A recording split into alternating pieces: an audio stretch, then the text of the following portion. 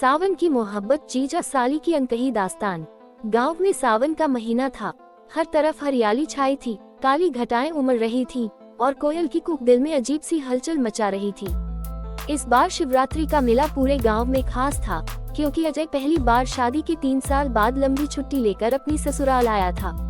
उसकी साली निशा अब जवान हो चुकी थी। लंबी पतली, बड़ी बड़ी काली आंखें, गुलाबी होंठ और सांवले चेहरे पर एक अजीब सा आकर्षण। पहले तो अजय ने उसे एक छोटी बच्ची की तरह देखा था, लेकिन इस बार जब निशा उसे देखने आई तो उसकी मासूमियत में एक अलग तरह की कशिश थी।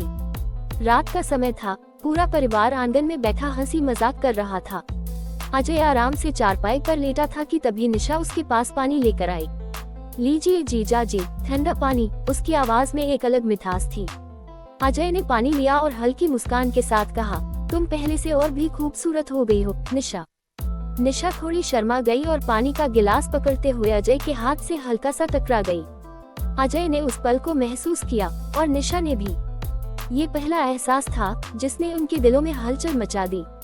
शिवरात्रि के मेले में नजदीकियां। शिवरात्रि का मेला लगा था। निशा, अजय और पूरा परिवार वहां घूमने गए। निशा ने एक गुलाबी रंग की साड़ी पहनी थी, जिसमें वह बेहद खूबसूरत लग रही थी। मेले में झूले, खिलौने और मिठाइयों की खुशबू चारों तरफ फैली थी। जीजा जी, चलिए मैं आपको गुब्बारे फोड़ने की गेम में हराती हूँ, निशा शरारती लहजे में बोली। अच्छा, देखता हूँ तुम कितना अच्छा निशाना लगाती हो। निशा ने पहला तीर चलाया और गुब्बारा फूट गया। अजय ने भी कोशिश की, लेकिन निशा जीत गई। देखा जीजा जी, मैं आपसे बेहतर हूँ। निशा हंस पड़ी। अजय ने उसे हल्की शरारती नजरों से देखा और बोला, अभी तो मेला खत्म नहीं हुआ, देखते हैं कौन जीतता है। भीड़ में चलते चलते अचानक निशा का हाथ अजय से छूट गया। अजय ने तुरंत उसे खोजा और जैसे ही उसे पाया, कसकर उसका हाथ पकड़ लिया। इतनी भीड़ में कहीं खो जाती तो, निशा ने हल्के से कहा, अगर मैं खो जाती तो आप ढूंढते। अजय ने उसकी आंखों में देखा। उन आंखों में एक सवाल था और अजय के पास जवाब नहीं था। बारिश की रात, दिलों की कशिश। रात हो गई थी और हल्की बारिश शुरू हो गई।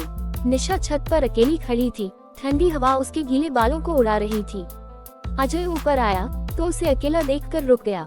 अकेली क्यों खड़ी हो? बारिश पसंद है मुझे, निशा ने हल्की मुस्कान के साथ कहा।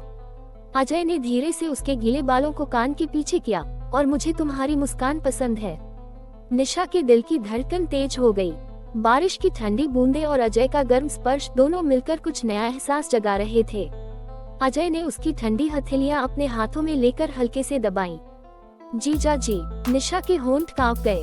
शश, कुछ मत कहो, अजय ने धीरे से कहा और निशा की आंखों में झांकने लगा। वह लम्हा जादुई था। बारिश की बूंदें उनके चेहरों को भिगो रही थी, लेकिन उनके दिलों में एक आग सी जल रही थी। अधूरी मोहब्बत का दर्द। सुबह अजय को वापस जाना था। निशा के चेहरे पर उदासी थी। जब अजय जाने लगा तो निशा ने धीरे से कहा, जीजा जी, अगर यह रिश्ता कुछ और होता तो। अजय हल्का सा मुस्कुराया, लेकिन उसकी आंखों में दर्द था। कुछ रिश्ते अनकहे ही खूबसूरत होते हैं निशा। निशा की आंखों में आंसू थे। उसने अपनी साड़ी के पल्लू से उन्हें छुपा लिया। अजय चला गया, लेकिन सावन की उस बारिश में उनका अधूरा प्यार हमेशा के लिए भीग चुका था।